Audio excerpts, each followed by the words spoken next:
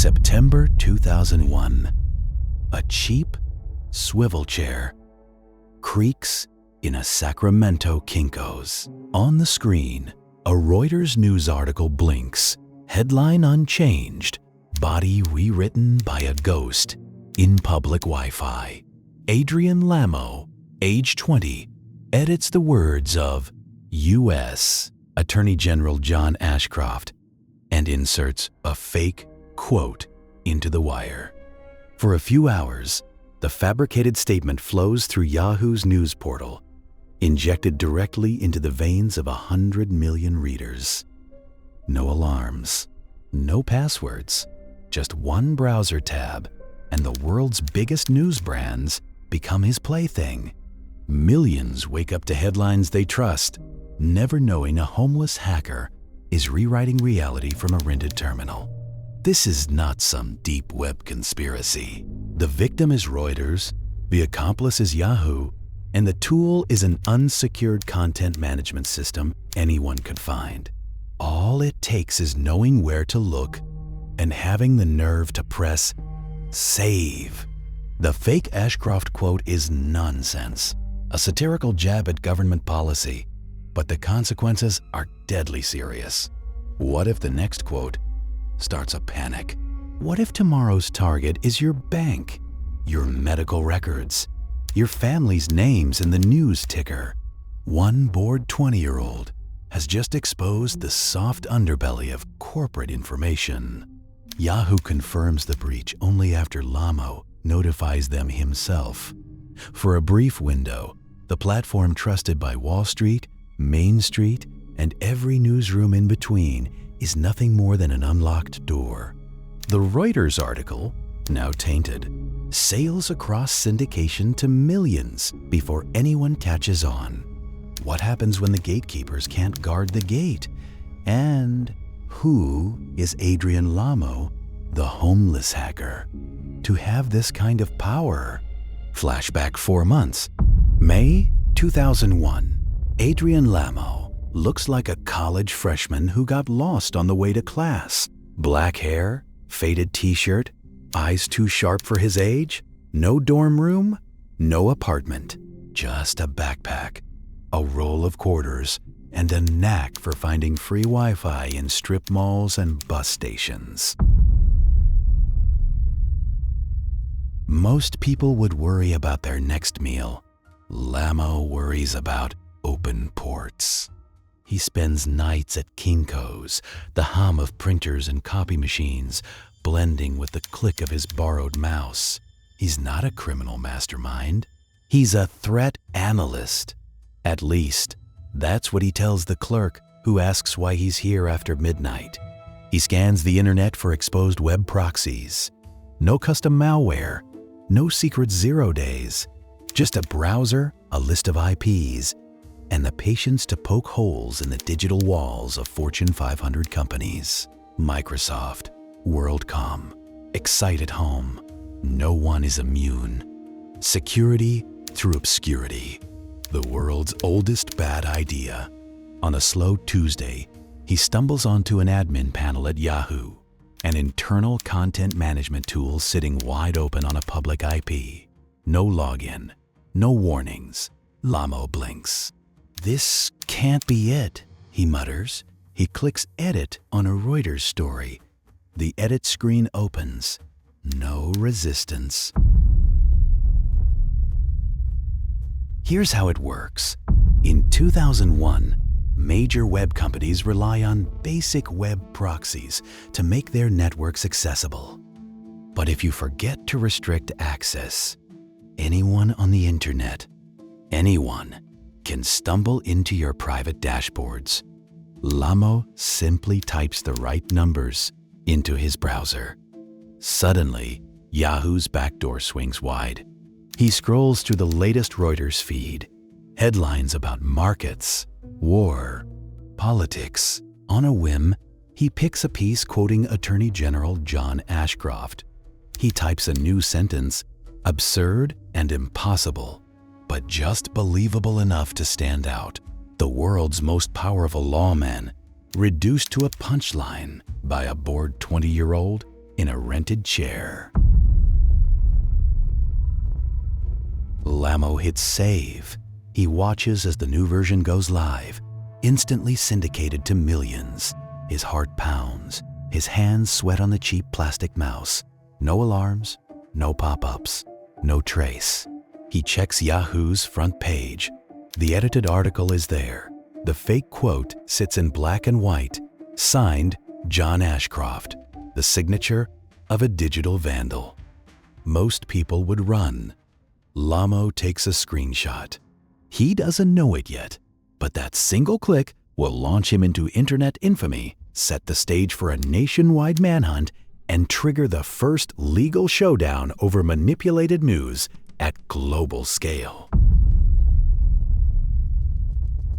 But why does Lamo contact Yahoo and the press after breaking in? And what happens when federal prosecutors finally catch his scent? Brian Krebs's phone rings at 2:30 a.m. The caller ID says the White House. It's not the president. It's Adrian Lamo. Spoiling for a laugh, Krebs rubs his eyes, listens as Lamo describes the Yahoo hack in detail, then hangs up, half amused, half alarmed. Lamo's targets aren't obscure forums or abandoned blogs. He's rewriting Reuters live on Yahoo, the front page for 100 million people. Inside Yahoo's San Jose headquarters, engineers scramble to trace the breach. They find a single open port, a web proxy left exposed, like a forgotten backdoor. No malware, no brute force, just a browser, a misconfigured CMS, and an IP address that leads straight to a Kinko's.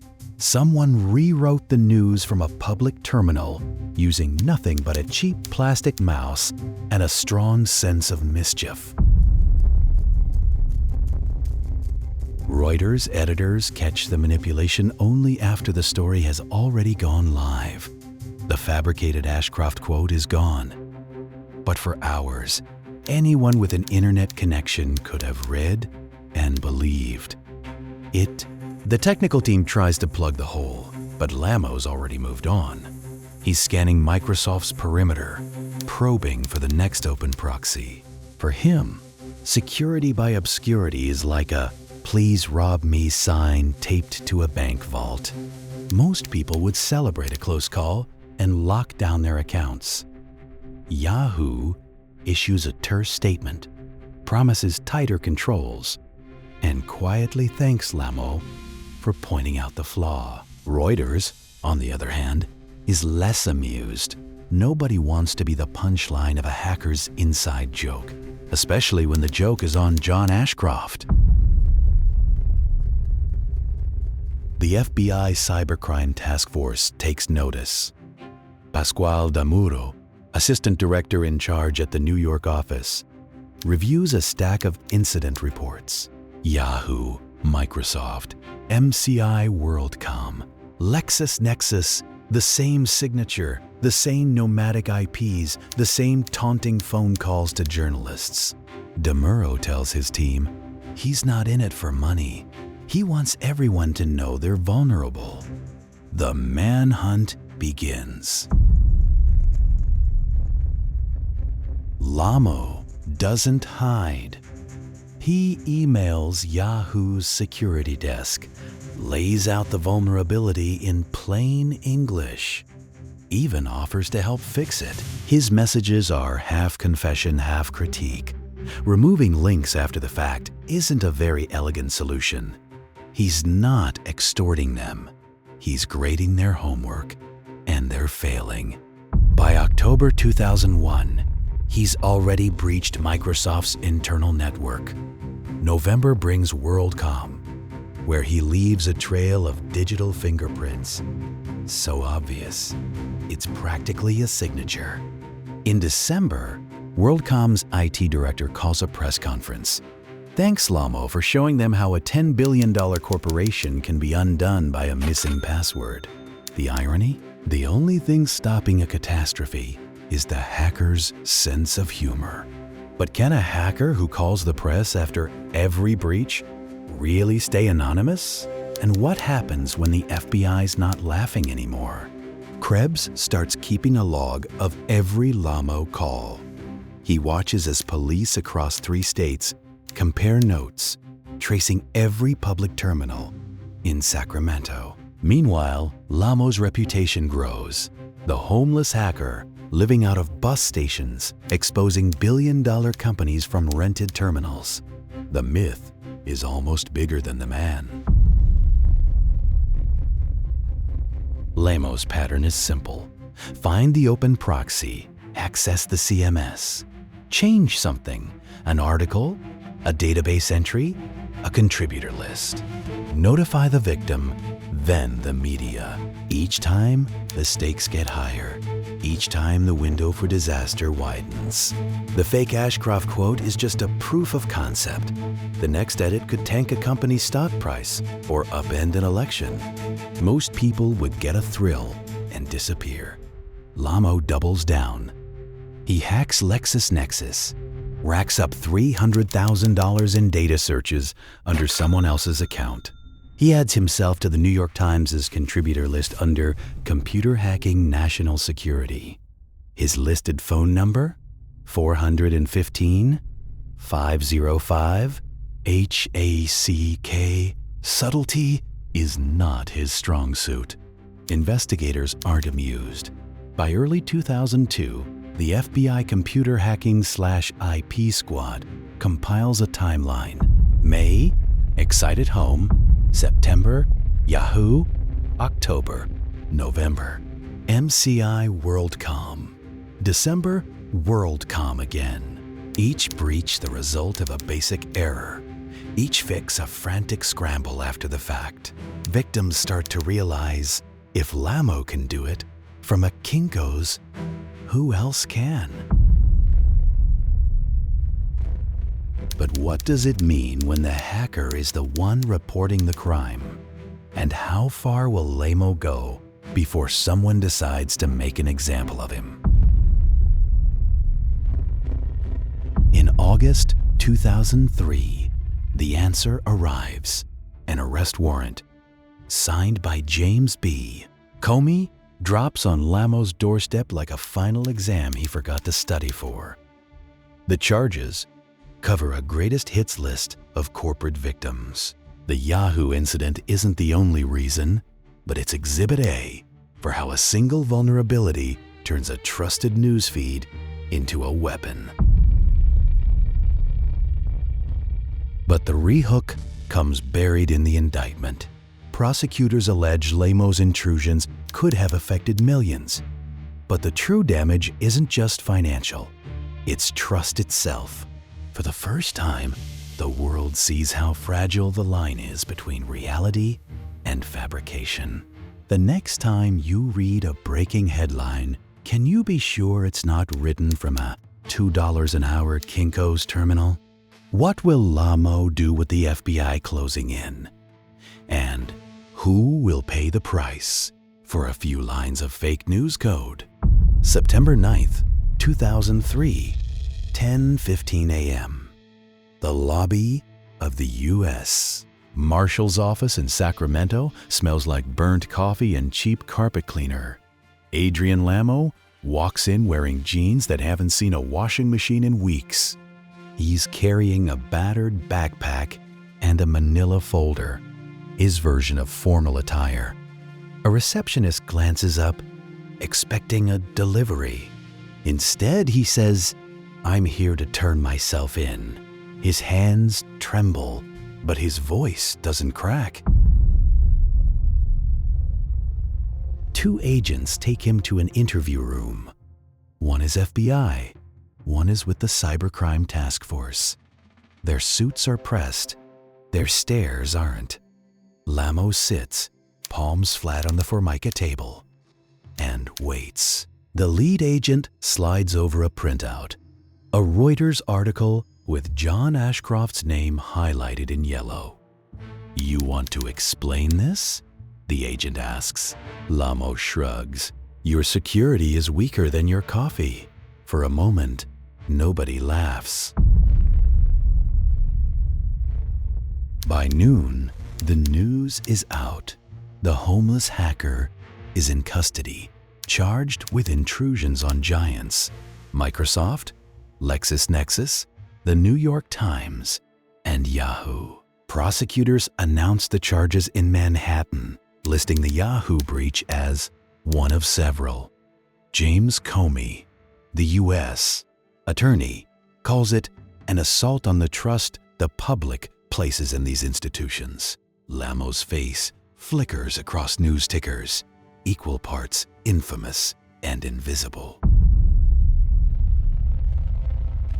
In San Jose, Yahoo's incident response team scrolls through server logs, hunting for evidence of data theft. They find none. Just one edit, one absurd quote, millions exposed. Reuters editors stare at their screens, jaws clenched. Someone rewrote their news in broad daylight and vanished before anyone noticed. The fake quote stays online just hours, but the damage is permanent. For the first time, Reuters has to admit their content isn't bulletproof. Court proceedings move quickly. January 8th, 2004, Lamo stands before a judge. He pleads guilty to a single felony computer crime. Microsoft, LexisNexis, and the New York Times are listed. Yahoo is folded in with the rest. The courtroom is small, the sentence smaller: 2 years probation, including 6 months of home detention and $65,000 in restitution to his corporate victims. The maximum could have been 15 years. Today, it's just a warning shot. By the time sentencing ends, Lamo is already thinking about the next system, the next vulnerability. Most people would disappear, change their name, stay off the grid. Lamo leaves the courthouse and finds the nearest open Wi-Fi. The irony? The only thing keeping him out of prison is his willingness to show companies how he broke in. But how do you repair trust when news itself can be hacked? And what happens when the next fake quote isn't a joke, but starts a war? The aftermath ripples out in every direction. Yahoo and Reuters scramble to patch their CMS, locking down every open proxy and public interface. Boardrooms across Silicon Valley panic. If a kid in a Kinko's can rewrite Reuters, what about state actors? Security budgets triple overnight. The phrase "security by obscurity" becomes a punchline in every IT department, from San Francisco to New York. For Lamo, the cost is less tangible. No prison, but a record. No fame, just notoriety. The homeless hacker becomes a folk villain, celebrated by some, despised by others. His hacks force a reckoning. If you trust your news, your bank, your hospital to the cloud, you're betting your life on someone remembering to close the back door. The system that feeds you headlines at breakfast is only as strong as its weakest password. The legal precedent is clear. Computer Fraud and Abuse Act violations carry teeth: $65,000 in restitution for a few lines of HTML. Future hackers read Lamo's story and learn a lesson. The first one in gets to write the rules. Everyone else gets to pay. But the real legacy is cultural. For the first time, millions realize the news isn't invulnerable. If you read that Ashcroft quote on Yahoo in September 2001, it was already too late. The next false headline could be about your bank, your elections, your health records. All it takes is one bored genius at a public terminal. Let that sink in. The world's most trusted news brands, rewritten by a 20-year-old with a library card. Truth itself is now hackable. If you want to see what happens when an anonymous hacker doesn't just rewrite the news, but brings a global corporation to its knees, check out our video on the teenager who hacked Twitter and impersonated presidents, billionaires, and celebrities, all in the span of an afternoon. Because sometimes the most dangerous person in the room is the one you can't see.